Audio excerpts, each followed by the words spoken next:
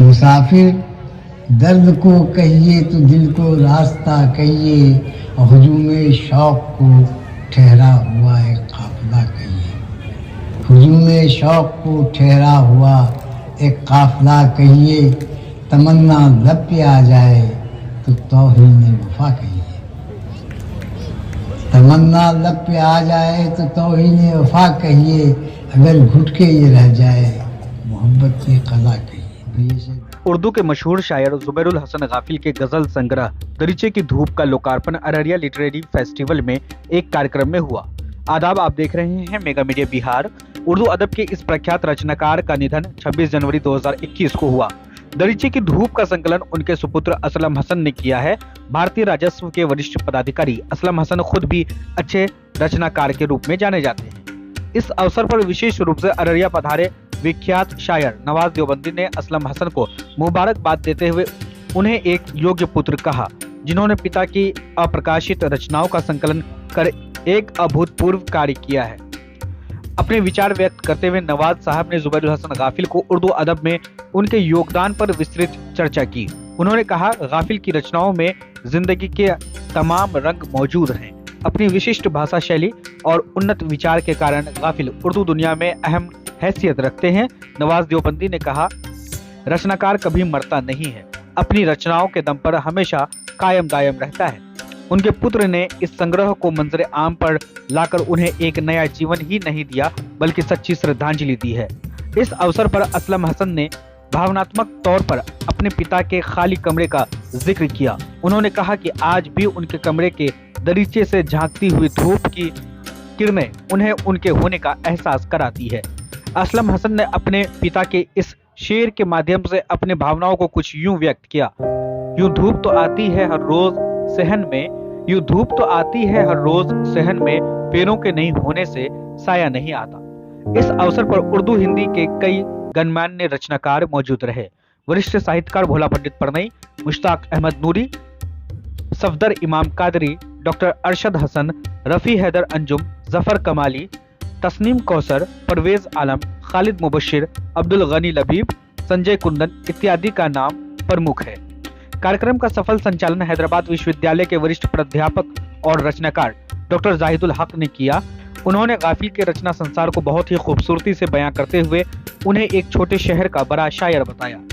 मरहूम गाफिल की प्रथम संकलन अजनबी शहर देश विदेश में ख्याति प्राप्त है।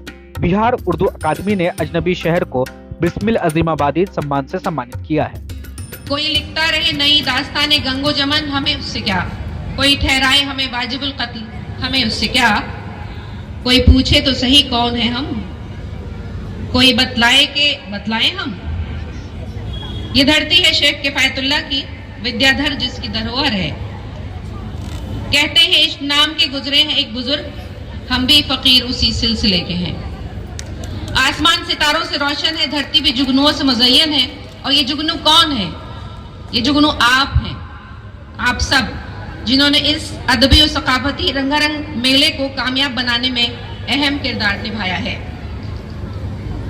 आइए बात करते हैं उस किताब और साहिब किताब के हवाले से।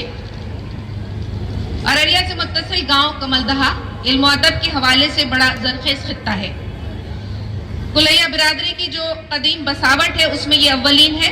गांव के बीचों बीच इस्तादा एक शानदार धरोहर कदीम मस्जिद गवाह है कि उस जमीन पर जिन जबीनों ने सजदे किए वो दीन और दुनिया दोनों में इकबालमंद हुए।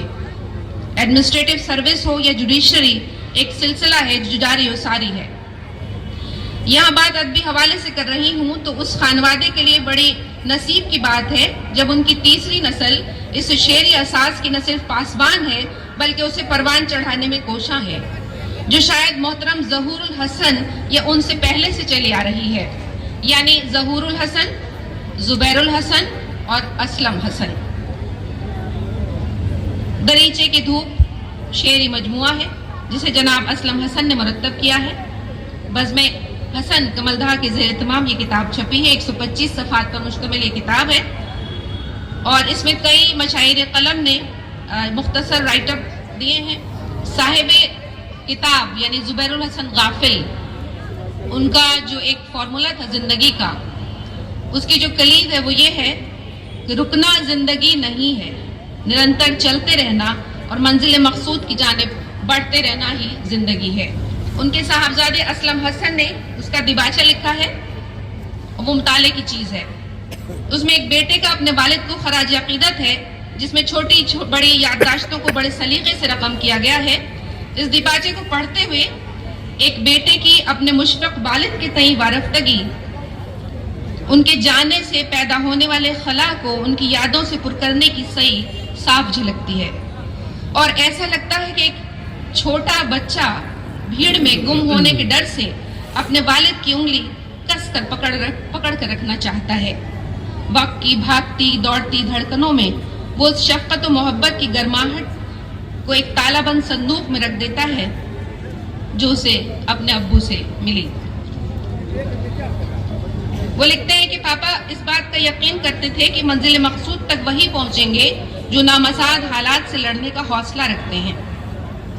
और आज ये जो आयोजन है, ये पूरा अररिया लिटरेरी फेस्टिवल, ये दरअसल उस बात का बिल्कुल बयान सबूत है कि निरंतर चलते रहना ही जिंदगी है। वो अपने वालिद का ये शेर कोट करते हैं कि डर गए मौजों से जो साहिल से कंकर ले गए, डूबने का शौक है जिसको वो गुहर ले जाएगा। शुक्रिया। जब किसी मरहूम शायर की किताब नई ताब के साथ आती है तो मुझे ऐसा लगता है कि उस आदमी का नया जन्म हुआ है, बल्कि नया जन्म नहीं, एक नई जिंदगी और जिंदगी को दवाम मिला है। आदमी कितने दिन जिंदा रह सकता है? तख्लीककार कितने दिन जिंदा रह सकता है? 50 साल, 60 साल, 70 साल, 80 साल, 100 साल। किताब की उम्र लामहदूद है, बहुत लंबी उम्र है। तो मैं उनको, अरशद भाई को मुबारकबाद पेश करता हूं कि अल्लाह ताला उनके वालिद के दर्जात बुलंद फरमाए। उन्होंने अपने वालिद को इल्मी और तख्लीकी और अदबी एतबार से जो लाजवाल जिंदगी किताबी शक्ल में पेश की है, उसके लिए वो मुबारकबाद के मुस्तहिक है। मुबारकबाद के साथ साथ वो काबिल तारीफ भी हैं और मेरी नई पीढ़ियों, मेरे बेटे, मेरी बेटियों, अगर आपके वालिद, आपके दादा, आपके नाना, आपके खालू, आपके फूफा, आपके ताया तख्लीककार रहे हों तो असलम हसन काबिल तारीफ ही नहीं, काबिल तकलीद भी है। ये तकलीद होनी चाहिए। हम तो रो के 3 दिन में खत्म कर देते हैं अपने माँ बाप को, लेकिन ऐसी किताब आएगी तो एक जिंदगी मिलेगी। बहुत बड़ा काम किया असलम हसन साहब ने। एक तो आदमी का जो पैदाइशी नाम होता है वो माँ बाप के इख्तियार में होता है। मैं अपना नाम मोहम्मद नवाज रखना चाहूं, बाद में बदल लूं, इत्तेफाक है। लेकिन मेरे वालिदैन ने जिस वक्त मेरा ये नाम रखा था उस वक्त मेरे इख्तियार में नहीं था, मेरे से मशवरा कोई नहीं किया गया, ना मुझे बताया गया और ना मैं बता सकता था। तो जुबैरुल हसन जब उनका नाम रखा गया होगा, ये उनके वालिदैन ने रखा होगा। तखल्लुस का इख्तियार तख्लीककार को है। बड़ी अजीब बात है कि एक बेदार मग़ज़ आदमी ने अपना तखल्लुस गाफिल क्यों रखा। मुझे ऐसा लगता है कि जुबैरुल हसन गाफिल नहीं, बहुत बाखबर आदमी थे, बहुत खबरदार आदमी थे। इनकसारी और आजिज़ी का इससे बड़ा इशारिया और क्या हो सकता है कि आदमी अपने आप को गाफिल साबित करे और कहे कि मैं गाफिल हूं। अल्लाह उनके दर्जात बुलंद फरमाए। मिजाज की इनकसारी इस तख्लीकी रवैये में भी उनके झलक रही है। और दरीचे की धूप जो नाम मुंतखब किया, मैं नहीं कह सकता ये असलम भाई ने किया या किसने किया। इस नाम में भी बड़ी रोमानियत है। जैसे ही दरीचे की धूप कहा जाएगा तो एक मंजर बनता है ना। किसी दरीचे से कोई झांकता हुआ, किसी दरीचे से आती हुई धूप, किसी दरीचे से आती हुई हवा, बहुत रोमानी मंजर बनता है। तो इस नाम में भी बड़ी खूबसूरती मुझे महसूस हुई। तो मैं असलम हसन साहब को मुबारकबाद पेश करता हूँ इस खित्ते के और परवेज भाई ने जो ये लिटरेरी फेस्टिवल 3 रोज का बर्पा किया है, ये जिंदा कौमों की अलामत है। किताब का बड़ा कमाल बताता हूं। किताब और लफ्ज कारी के ज़र्फ से पूरी तरह वाकिफ होते हैं। कभी किताब कमीन और जलील आदमी पर खुलती नहीं है, अपने आप को समेट लेती है। 10-10 बार पढ़ के देखिए, किताब समझ में नहीं आती। और जो बाज़र्फ लोग होते हैं, किताब अपने आप को सामने ला के पेश कर देती है, एक बार में समझ में आ जाती है। तो ऐसी ही किताब असलम हसन ने अपने वालिद के लिए पेश की है। मुबारकबाद पेश करता हूं इस खित्ते को भी, इस धरती को भी।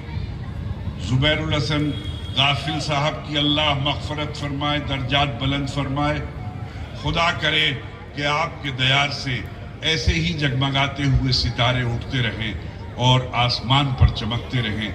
मैं इसी दुआ के साथ बहुत बहुत शुक्रिया अदा करना चाहता हूं कि अल्लाह ताला जुबैरुल हसन साहब की मग़फ़रत फरमाए, उनके बच्चों को मज़ीद तौफ़ीक़ अता फरमाए कि वो अपने वालिद की तख्लीकी जो ज़िंदगी है उसको आगे बढ़ाएं और जो कुछ बाकी हो भी उसको और सामने लाएं।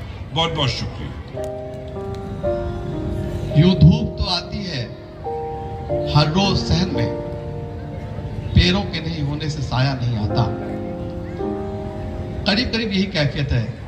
ये शेर मेरे वालिद मोहतरम का है। 26 जनवरी 2021 को वो रुखसत हुए।